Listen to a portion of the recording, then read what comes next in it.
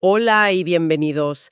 Hoy vamos a analizar a fondo una de esas tecnologías que usamos a diario casi sin pensar, el reconocimiento de voz. Más concretamente, ¿cómo se asegura un sistema, por ejemplo, un asistente de voz, de que somos nosotros y no otra persona quienes le estamos dando una orden? Así es. Y para ello nos vamos a apoyar en un artículo científico muy interesante ¿De dónde viene? de la Universidad de Tsinghua. Y propone un giro, pues un giro muy revelador a la técnica más extendida en este campo. El título es un poco denso, eso sí. Entrenamiento por optimización multiobjetivo de PLDA para la verificación de locutores. Vale, el nombre es técnico, pero el tema me fascina, porque toca una pregunta clave, ¿no? ¿Cómo es posible que un sistema que es un estándar en la industria, que usan miles de aplicaciones, tenga un fallo que parece casi de sentido común? Porque entiendo que ese es el punto de partida de este estudio, ¿verdad? Que hay un punto ciego en cómo se entrenan estos sistemas. Has dado en el clavo. Esa es la misión que nos hemos propuesto hoy. No solo explicar la solución que proponen, que es muy ingeniosa, sino entender por qué existía ese problema en primer lugar. Claro. Los sistemas actuales, que usan una técnica llamada PLDA, son muy buenos. Son muy buenos aprendiendo las características de una voz de forma aislada, pero flaquean en el momento de la verdad. ¿Y cuál es ese momento? Pues distinguir esa voz de otras que son muy parecidas. Ahí es donde se producen los errores críticos. O sea que el sistema puede ser un experto en mi voz, pero si aparece alguien que habla de forma casi idéntica, se hace un lío. Se hace un lío, exacto. Espera, si esta técnica, el PLDA, es el estándar, ¿cómo es posible que tenga un fallo tan fundamental? ¿Es que nadie se había dado cuenta o es que es un problema increíblemente difícil de resolver? Pues es una mezcla de ambas cosas. Por un lado, es la consecuencia de cómo se ha enfocado el problema históricamente. La prioridad siempre fue crear un modelo matemático muy preciso de cada voz individual. Entiendo. Y por otro, resolver la confusión entre voces parecidas es efectivamente el reto más complejo.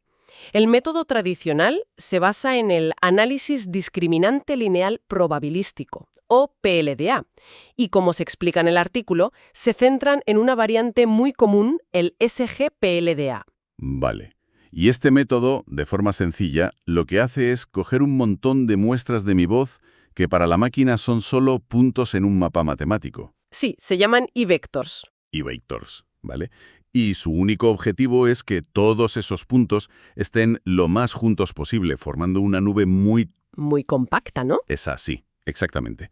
El objetivo tradicional es maximizar lo que se conoce como verosimilitud intraclase. Dicho de otro modo, que todo lo que pertenece a una misma persona se parezca mucho entre sí. ¿De acuerdo? Y el problema es que el entrenamiento se detiene ahí. No le importa en absoluto si la nube compacta de tu voz está rozando o incluso solapándose con la nube de la voz de otra persona. Claro. Aquí es donde la analogía que usan los propios autores y que me parece brillante lo deja todo mucho más claro. Es la historia de dos hermanos gemelos, Juan y Pedro. Pues sí, es una analogía perfecta.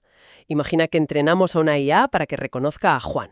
Le enseñamos miles de fotos suyas. La IA se convierte en una experta mundial en la cara de Juan. Ajá.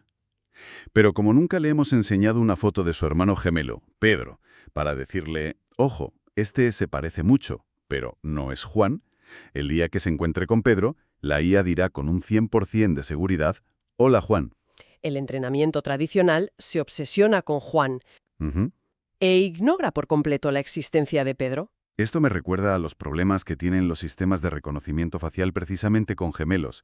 Parece que es un reto universal en biometría. Totalmente. No basta con saber cómo es algo, tienes que saber en qué se diferencia de su casi igual. Esa es la clave de todo el artículo. El método tradicional ignora la información interclase, es decir, la distancia y la separación entre los diferentes grupos de voces. Se centra en la cohesión interna, pero no en la diferenciación externa. Y ahí es donde estos investigadores de Tsinghua dicen, un momento, tenemos que cambiar las reglas del juego. Justo. Vale, entiendo el problema. Ignorar a Pedro es un fallo garrafal. Entonces, ¿cómo lo corrigen? Supongo que la clave es enseñarle al sistema quién es Pedro, ¿no? Justo. La solución que proponen es tan lógica que te preguntas cómo no era el estándar hasta ahora.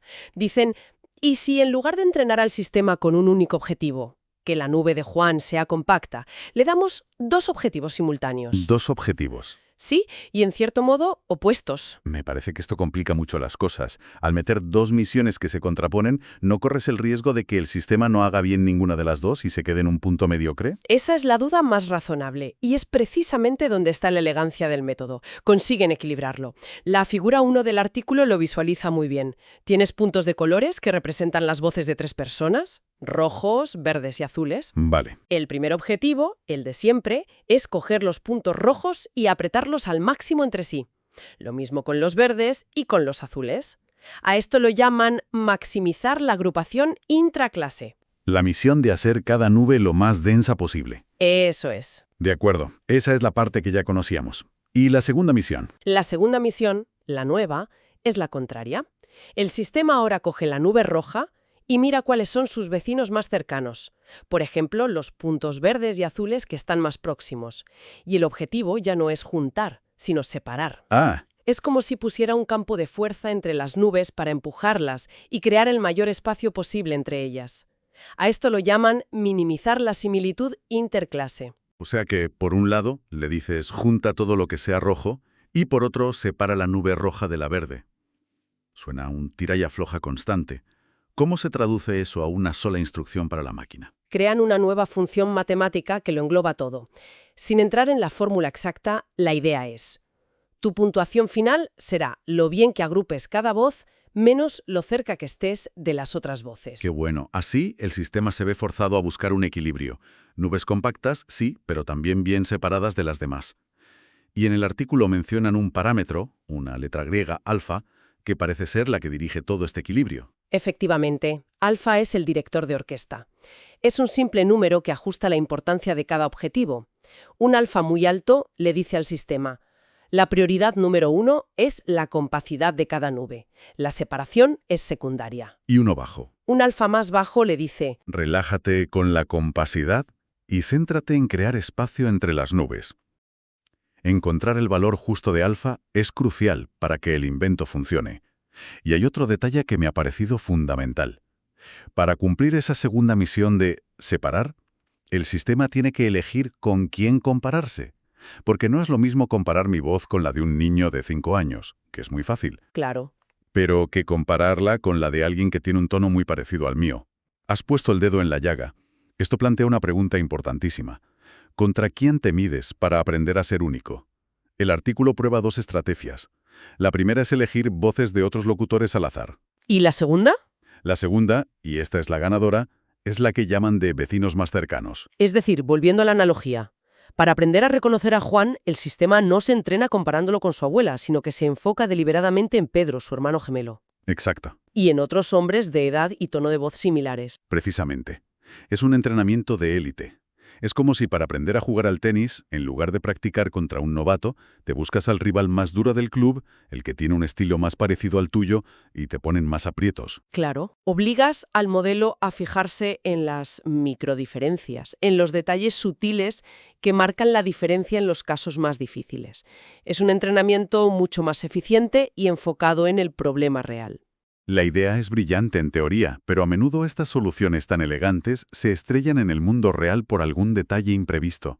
Tengo mucha curiosidad por ver si realmente funcionó cuando lo pusieron a prueba. Claro, la prueba de fuego. Me imagino que para eso usan esos bancos de pruebas estándar, ¿no? Esas competiciones donde todos los sistemas se miden con las mismas reglas. Exacto. Utilizan dos muy conocidos en el sector, el NIST SR14 y el EMEC-OE 18. Son la vara de medir. Y la comparación es directa. Enfrentan al método de toda la vida, que llaman SO por Single Objective u Objetivo Único, contra su nueva propuesta, MO por Multi-Objective. Vale, vamos a los datos. Empecemos por el primer campo de batalla, el NIST SRE14. ¿Qué pasó con el famoso parámetro alfa? ¿Encontraron ese punto dulce del que hablabas? Sí, y de forma muy clara. La figura 2 del artículo es muy reveladora. Muestra cómo evoluciona el error del sistema a medida que cambian el valor de alfa. Se ve una curva perfecta. El error empieza a bajar según alfa aumenta. Alcanza un mínimo clarísimo en alfa igual a 1,7. 1,7. O sea, que se confirma que mi sospecha era cierta. No se puede tirar demasiado de ninguno de los dos lados de la cuerda, ni obsesionarse con juntar, ni obsesionarse con separar. El equilibrio es la clave. El equilibrio en 1,7 es la clave del éxito. Has captado la idea.